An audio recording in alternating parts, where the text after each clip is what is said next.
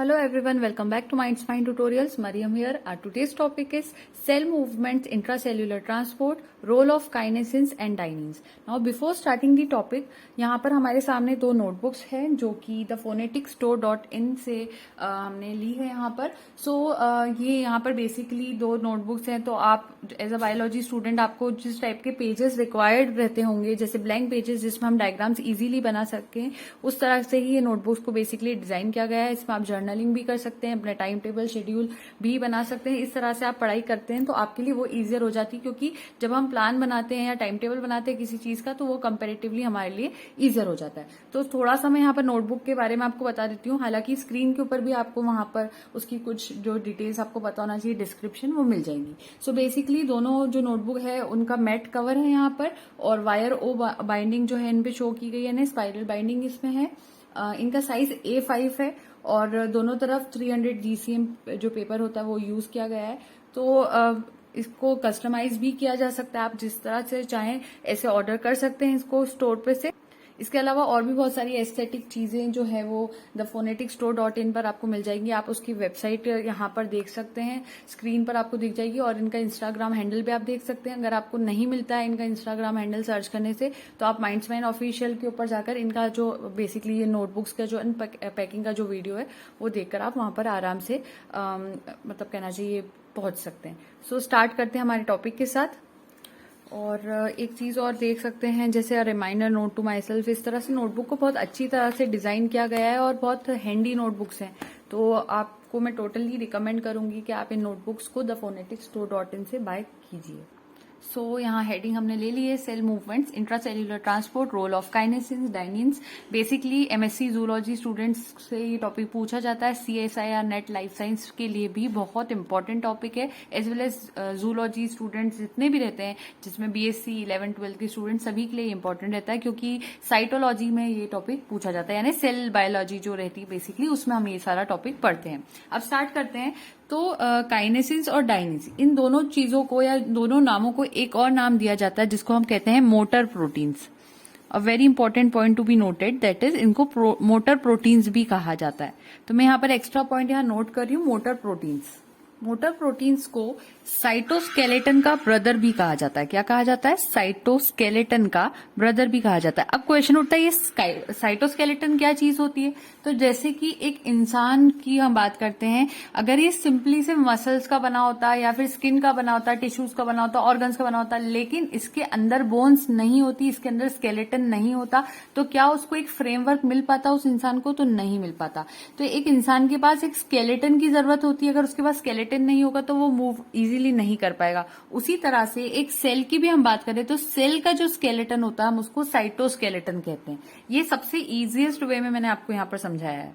अब क्या होता है, ये जो साइटोस्केलेटन होता है ये बेसिकली दो कंपोनेंट्स का बना होता है. कौन से दो कंपोनेंट्स का बना होता है? मैं दोनों के नाम भी यहाँ नोट कर देती हूँ. पहला होता है, एक को हम कहते हैं माइक्रोट्यूब्यूल, और दूसरे को हम कहते हैं इंटरमीडिएट फिलामेंट्स. मैं जितना सिंप्लीफाई कर सकती हूँ इसको करके स्टार्टिंग से लेकर जा रही हूँ ताकि आपके बेसिक कंसेप्ट भी यहाँ पर क्लियर हो जाए. तो इसको हम ये कहते हैं. तो इसमें मेन माइक्रोट्यूब्यूल होता है. तो मोटर प्रोटीन और माइक्रोट्यूब्यूल, इन दोनों की अगर मैं बात करूं, मोटर प्रोटीन कौन से होते हैं? काइनेसिन्स और डाइनिन्स होते हैं, ये आपको पता है. जो मोटर प्रोटीन्स होते हैं स्टूडेंट्स और माइक्रोट्यूब्यूल्स जो होते हैं, इन दोनों की अगर मैं यहाँ पर बात करूं तो ये यहाँ पर एक इम्पॉर्टेंट रोल प्ले करते हैं सेल के अंदर, और वो रहता है कि ये मूवमेंट करवाते हैं किसका? कार्गो का.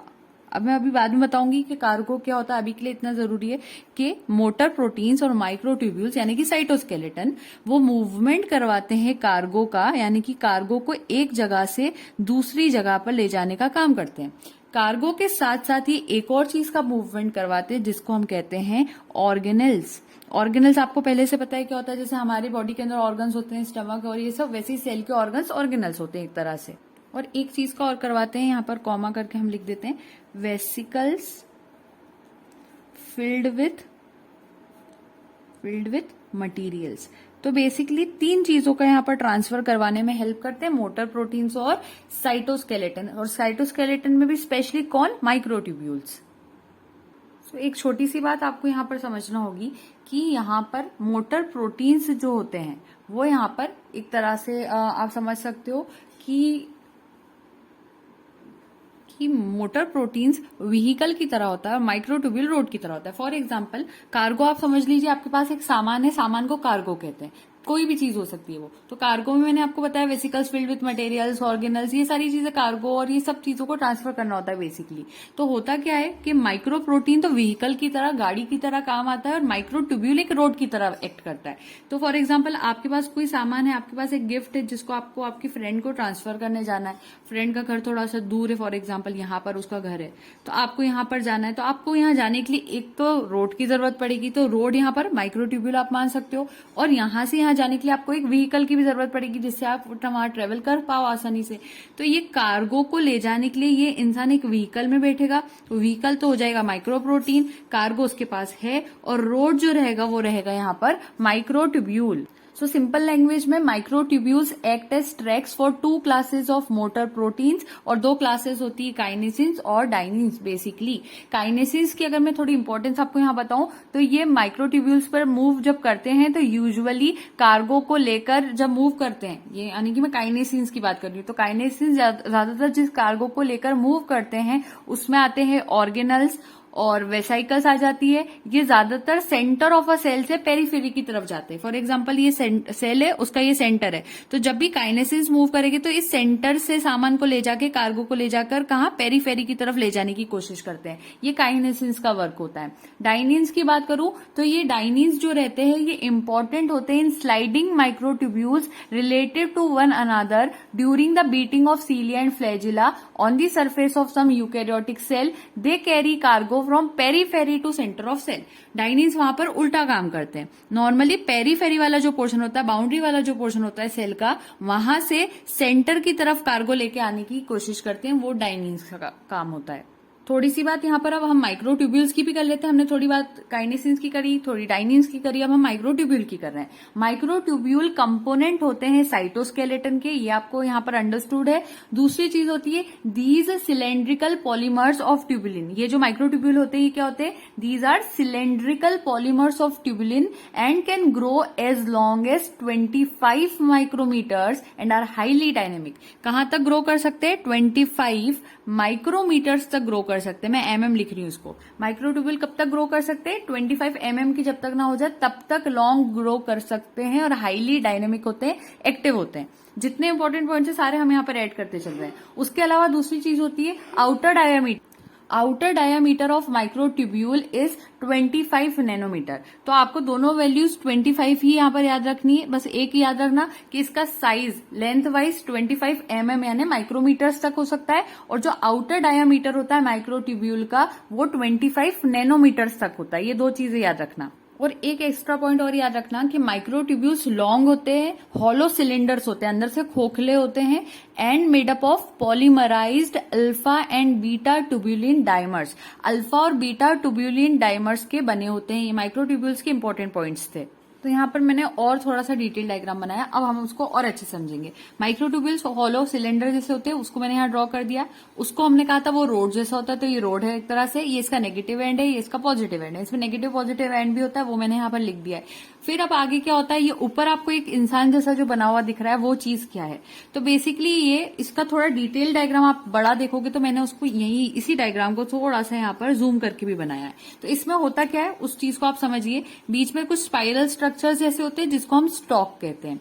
सबसे नीचे हेड डोमेन होता है और सबसे ऊपर टेल डोमेन होता है। ये बेसिकली ये पूरा डायग्राम किसका है, तो ये पूरा डायग्राम मैंने माइक्रो प्रोटीन का बनाया है। लेकिन यहाँ पर ये जो माइक्रो प्रोटीन है ये सिर्फ ऑरेंज ऑरेंज जो कलर से है उससे बनाया है हमने। उसके ऊपर ये जो ब्राउन चीजें हमने रखी है वो क्या है, वो यहाँ पर कार्गो है। और कार्गो में फॉर एग्जाम्पल प्रोटीन रखा, और मान लीजिए कि जो कार्गो है वो डेस्टिन्ड है सेल की एक जगह से जाने से दूसरी जगह तक जाने तक। ये कुछ इसका तरीका होगा। तो बेसिकली एक डायग्राम है जिसको हमने बड़ा कर लिया माइक्रो प्रोटीन का, और ये जो सिलेंडर ट्यूब है वो रोड है, वो माइक्रोट्यूब्यूल है। तो हमारा व्हीकल कौन होता है, माइक्रो प्रोटीन होता है। तो माइक्रो प्रोटीन ये रहा, और व्हीकल के ऊपर हम क्या चीजें रखकर पहुंचाते हैं, कार्गो रखकर पहुंचाते हैं। तो कार्गो भी इसके ऊपर रखा है। सबसे इंपॉर्टेंट बात जो आपको यहाँ पता होना चाहिए कि जब भी माइक्रो प्रोटीन जो होता है जब ये मूव करता है तो ये अपने हेड से मूव करता है। इस रोड पर ये चल कर जाएगा, जैसे कि नॉर्मली इस टाइप से चल कर जाता है। ये समझ में आ रही होगी बात आपको यहाँ पर।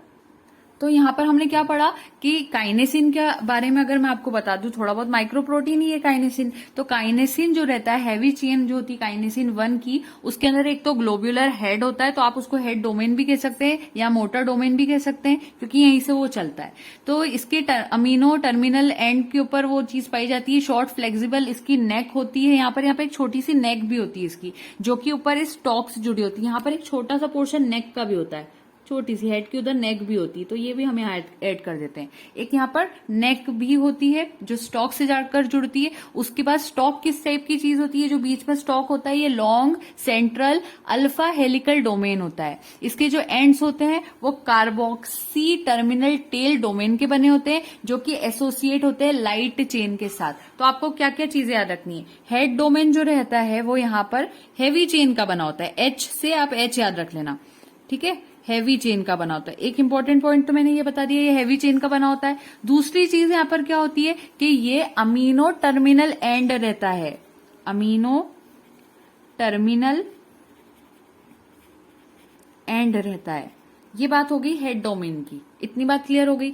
उसके अलावा जो ऊपर वाला पोर्शन है, किसकी बात कर रहे हैं अब हम, यहाँ की टेल डोमेन की बात कर रहे हैं। तो टेल डोमेन जो रहता है वो बना होता है लाइट चेन का। आप थोड़ा कलर चेंज कर लेते, आई नो थोड़ा होश वॉश हो गया, पर हम एक एक करके समझते जा रहे हैं चीजें, इसलिए मुझे थोड़ा, क्योंकि फिर वो सारी चीजें एक तरह से मैं एक ही स्क्रीन पर नहीं शो कर पाऊंगी, इसलिए ऐसा करना पड़ रहा है। टेल डोमेन लाइट चेन का बना होता है, जैसे ये हैवी चेन थी, यहाँ पर क्या आ जाती है, लाइट चेन आ जाती है। और दूसरी इंपॉर्टेंट बात क्या होती है, ये कार्बोक्सी टर्मिनल वाला पोर्शन होता है। तो कार्बोक्सी टर्मिनल वाला पोर्शन होता है। इस तरफ आपको ये चीज याद रखनी है, ये दोनों हमने यहाँ पर शो कर दिए। तो अब आपको ये बात क्लियर हो गई होगी कि ये वाला जो हिस्सा होता है यानी हेड डोमेन वाला पोर्शन जो होता है वो ही वॉकिंग शो करता है। वो मैंने आपको सबसे पहले बताया था, ये अपने सिर से चलता है। तो head region bind to microtubules, इसलिए हेड रीजन चलने वाला है तो रोड से भी वही जुड़ता है। तो रोड कौन है, माइक्रोट्यूब्यूल है। तो head region bind to microtubules and also bind ATP. ये क्या करता है, इसका हेड जो रहता है माइक्रोप्रोटीन का, स्टूडेंट्स, ये अपने आप को एटीपी से भी जोड़ लेता है साथ के साथ, क्योंकि ये खुद चलेगा तो इसको एनर्जी भी लगेगी, तो एटीपी भी यहाँ पर आ जाती है। इसी वजह से जो हेड डोमेन रहता है, यानी ये जो हेड डोमेन्स है, ये हेड डोमेन्स जो है, ये जो हेड डोमेन्स रहते हैं इनको एटीपीएज मोटर्स भी कहा जाता है। क्या कहा जाता है इनको, एटीपीएज मोटर्स भी कहा जाता है। ये सबसे इंपॉर्टेंट पॉइंट आपको याद रखना है। दूसरी चीज, यहाँ जो टेल डोमेन होता है, यानी ऊपर ये वाला भी टेल डोमेन वाला पोर्शन था, टेल डोमेन बाइंड करता है अपने आप को ऑर्गेनल के साथ जिसको मूव करना है, या फिर कार्गो के साथ जिसको आपको मूव करवाना है। तो ये दो चीजें आपको याद रखनी है। ATP is needed for both binding and movement. यहाँ पर बाइंडिंग करवानी हो, मूवमेंट करवाना हो, एटीपी की जरूरत तो दोनों चीज में पड़ेगी। बाइंडिंग में भी हेल्प करेगा और मूवमेंट में भी हेल्प करेगा, दोनों ही चीजों में एटीपी हेल्पफुल होता है। Hydrolysis is absolutely essential for movement, और यहाँ पर एक चीज जरूरी है कि मूवमेंट के दौरान हाइड्रोलिसिस भी जरूरी है। अब एक और इम्पोर्टेंट बात, यहाँ पर हमने माइक्रोट्यूब्यूल पे माइनस और ये प्लस क्यों लगाया, इसका क्या मीनिंग है। सॉरी, पेन यहाँ पर वर्क नहीं कर रहा, फिर से लेते हैं। माइनस और प्लस लगाने का मीनिंग ये है कि ये माइक्रोट्यूब्यूल है, इतना तो आपको पता है, ये रोड की डायरेक्शन से, और इसके ऊपर मोटर प्रोटीन चलता है, व्हीकल है, वो भी आपको पता है। तो अब यहाँ पर माइनस और प्लस का क्या रोल रहता है वो समझिएगा कि जो काइनेसिन्स होते हैं, काइनेसिन्स वो हमेशा क्या करते हैं, पॉजिटिव की तरफ जाते हैं, यानी कि नेगेटिव वाली जगह पर जो मोटर प्रोटीन रहेगा, अगर वो नेगेटिव पे है, और वो मोटर प्रोटीन कौन सा है, काइनेसिन है, अगर, क्योंकि मोटर प्रोटीन का टाइप है काइनेसिन, तो काइनेसिन जो होगा वो नेगेटिव से कहाँ जाएगा, पॉजिटिव की तरफ जाएगा। तो ये किसकी तरफ मूव करते हैं, पॉजिटिव की तरफ मूव करते हैं। और डाइनिन्स की डायरेक्शन की बात अगर हम करते हैं तो ये कैसे मूव करते हैं, तो डाइनिन्स के टाइम पर ये जो डायग्राम है उसका ये वाला जो हिस्सा मोटर प्रोटीन का, वो इस जगह पर खड़ा होता, और इस जगह से वो चलकर कहां चले जाता, नेगेटिव की तरफ चले जाता। तो डाइनिन्स किसकी तरफ जाते हैं, नेगेटिव की तरफ जाते हैं। ये डायरेक्शन आपको याद रहनी चाहिए। यहाँ पर अब मैं आपको थोड़ा सा यहाँ एनिमेशन टाइप दिखा देती हूँ किस टाइप से मूवमेंट शो करते हैं। तो अगर आप यहाँ पर देखेंगे काइनेसिन्स जो रहते हैं, फॉर एग्जांपल, उसके ऊपर ये ऊपर जो ब्राउन हिस्सा है वो कार्गो है, और वो कुछ इस तरह से मूवमेंट करता है। ये ट्यूब माइक्रोट्यूब्यूल है, तो उस पर वो इस तरह से वॉकिंग शो करता है। तो आपको ये बात पता होना चाहिए थी, ये सबसे ज्यादा इंपॉर्टेंट है। तो उसका मैंने यहाँ पर एनिमेशन थोड़ा सा आपको शो कर दिया है। ये टॉपिक अभी ओवर नहीं हुआ है और भी इसकी डिटेल्स बाकी है। अभी आज के लिए हमारा इतना वीडियो सेगमेंट ठीक है, क्योंकि थोड़ा ज्यादा अगर एक ही वीडियो में रहेगा तो वो आपके लिए ग्रास्प करना थोड़ा सा डिफिकल्ट हो जाएगा, इसलिए अभी हम यहाँ पर स्टॉप करेंगे। थोड़ा सा रिवीजन करवाती हूँ, क्या पढ़ा हमने। Motor proteins are class of molecules that can move along the cytoplasm of animal cells. They convert chemical energy into mechanical work by the hydrolysis of ATP. फिर हमने थोड़ी बात काइनेसिन्स की करी। Kinesins are biological motor proteins that are ATP dependent and they transport cargo inside cells by interacting with microtubules. फिर microtubules क्या थे, तो microtubules are microscopic hollow tubes made of the protein. लेकिन क्वेश्चन उठता है कि माइक्रोट्यूब्यूल्स कौन से प्रोटीन के बने होते हैं, तो वो अल्फा और बीटा ट्यूबुलिन के बने होते हैं that are part of cells cytoskeleton of the network. Cell को शेप देना, ऑर्गेनल्स को प्लेस पर रखना, ये सब माइक्रोट्यूब्यूल करता है। एक चीज मेंशन करना रह गई कि काइनेसिन्स को 1984 में रॉन वेल ने डिस्कवर किया। किसमें किया था, नर्व सेल्स ऑफ स्क्विड में किया था। किनेसिन के अंदर या काइनेसिन के अंदर 2 हेवी चेन और 2 लाइट चेन होती है, उसकी बात आपने करी थी।